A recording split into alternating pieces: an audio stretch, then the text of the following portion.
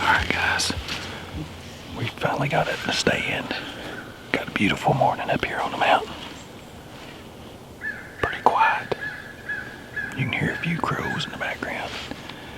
Pretty crispy leaves, so we should have a pretty good chance of hearing one coming. So we can get ready.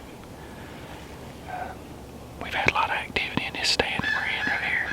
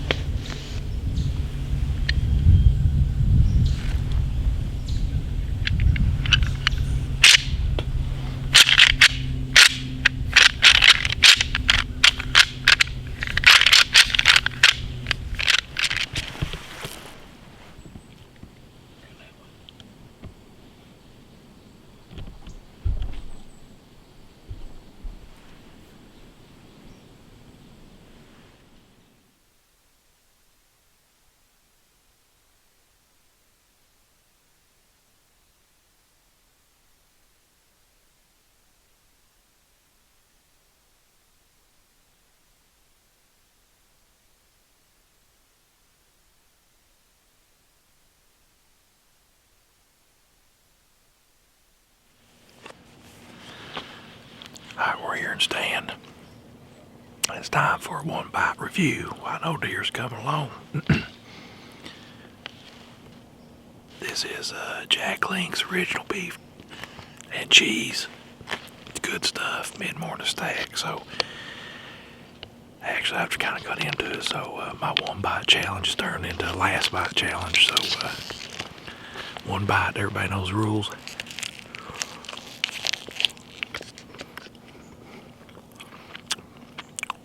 Jack Link's beef and cheese at about 8 o'clock in the morning. I guess around 8.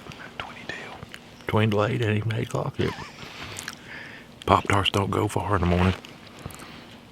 One bite, everybody knows the rules. It's cheesy there. It's cheesy and beefy. Is it binding?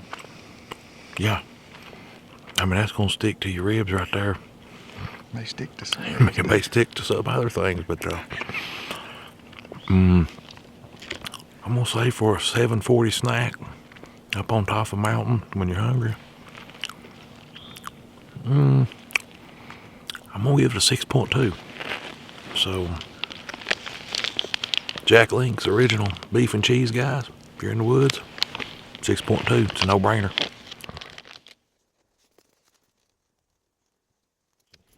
Alright, we've had our lunch. It's about 15 to 12, and we'll come down middle part of the day.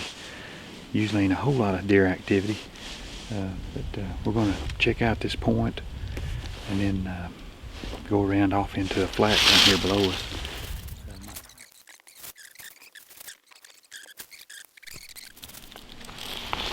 Alright guys, it's probably about a little after 1. We scouted around a new area, decided to, we've actually found some good trails right out from our stand. We just got back up in the tree, got settled in. We cut a little shooting lane where these deer are crossing down the power line. Pulled my crossbow up, just kind of checked the shots out. Me and Darren started hearing this ticking, almost like a cracking sound. Like that sound we just... I don't know if you could hear that in the background. Just heard. Darren, show them what the sound is right here. That's not what you want to see, guys. No, this is a Bear Constrictor. It was just bought this year, before archery season. I had switched from a Barnett. This crossbow had performed very well, very accurate. Shot this hog with it, had 0 problems out of it. You can't have these. I'll definitely be contacting Bear Archery tomorrow. This is a major safety concern, and now we're caught in a bind to where you have a fully cocked crossbow with a limb that's splitting. So we immediately got it down out of the tree, lowered it down to the base. We're gonna have to discharge this thing. I mean, it could crack all the way under pressure. So we're going to use all the precautions that we can. I've got my big thick gloves on. I'm going to wear glasses. Probably hold it around the side of a tree to where if this thing splinters, hopefully nothing will get on us. So there it goes again. So this is a mess. That leaning across that log with the stick, pulling the trigger with the stick may not be a bad idea. It might not be a bad idea. All right, we'll be back with you guys. Billy's in the shooting house here. All right, White tip goes down. White tip goes down. All right, I'm getting in the You're getting danger zone here. Are you in? Yeah. Let me get back out of the way. Are you hot? Yeah, you're ready. All right, guys, what we got here? We found a little forked tree. Well, that's the one we're at the one base we're of in. our stand. I just go ahead and get rid of it. I'm getting ready to shoot this thing out, but I wanted it on the other side of the tree in case something catastrophic happened. Let me get up here, brother. Here. I'm just gonna try to shoot down into the dirt. Are you ready? Yeah, go for 1, 2, 3. Yeah, it's pretty uneventful. Yeah. It's still got pressure on it though. Yeah, it's still got pressure. But not near as much as it did, because that actually, golly, get your face out of the way. I'll try to get it. Yeah, okay. Yeah, he's still on pressure there. You still on? Yeah. Everybody see that right there? We've A whole lot better than it was. broke off 2 or 3 times. This one's trying to. Yeah, it's trying to splinter just a little bit. Oh yeah, right there. You can see the split. That's the way my compound did, long ways. But now this one's crossways up there. And maybe that's this way when it finally breaks, what it does. You notice there wasn't near as much power on that thing when it fired off neither. I can't. Yeah. I don't know. Where'd the arrow go? Did you see it? It's right in there, so right there. Oh, I see it. Yeah. Let's see if it matches it.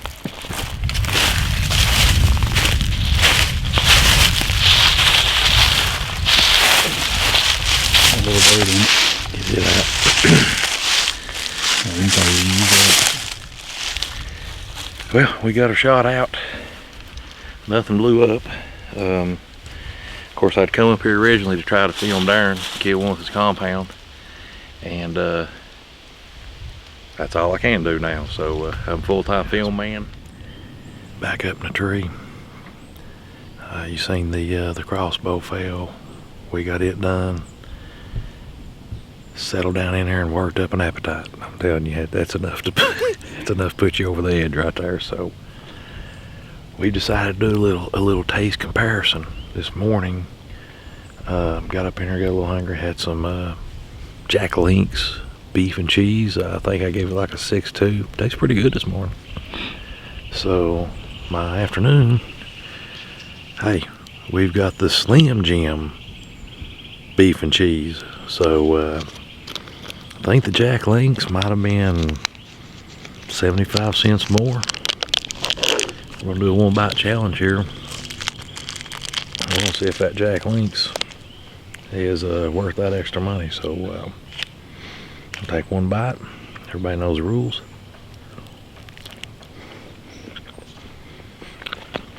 Not bad. Beef is got a little kick to it. It's a little mild. Jack Links. I think that was the original version. I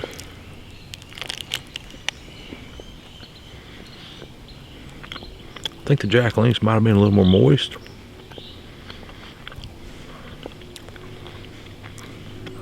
Right now, at this time of day, and after that fiasco, I'm gonna give it a 6.2 also. So don't think you're saving yourself anything by spending a little extra money for Jack Links. The Slim Jim beef and cheese, the mild version, just as good. Save yourself some money. Good snack in a tree after a crossbow fail.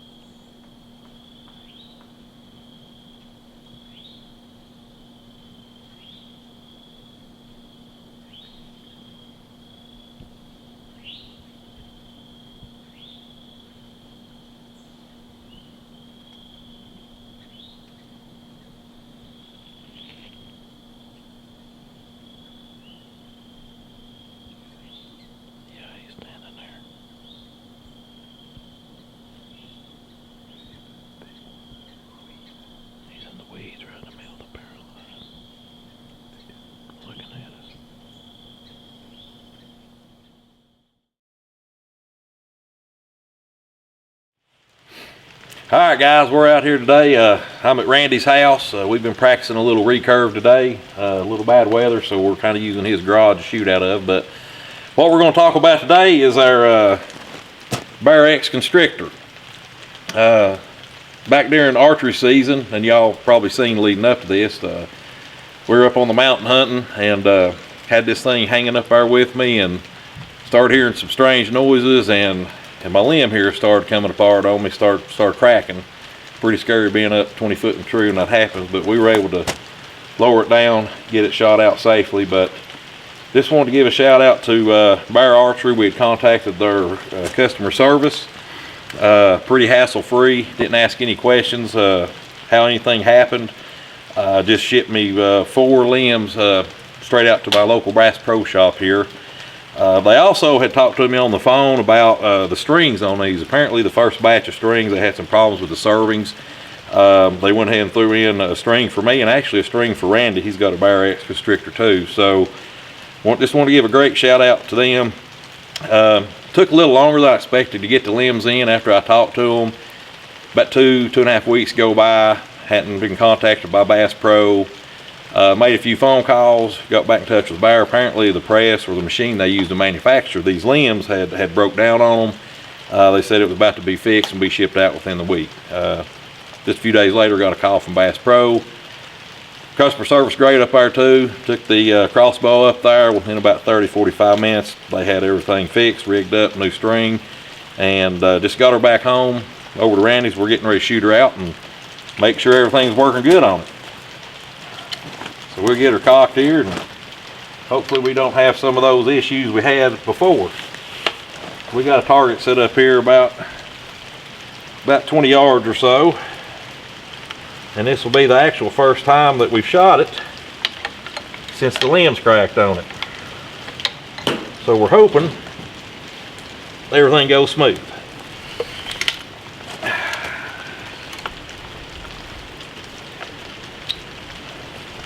Cocked with no problem.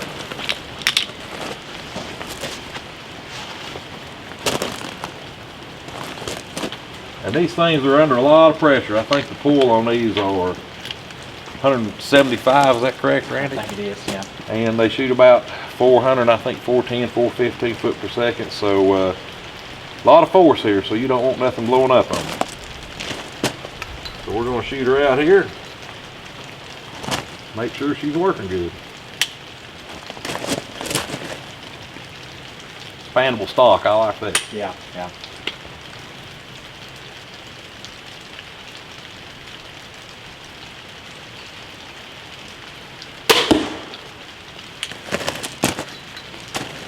Seemed to shoot pretty good.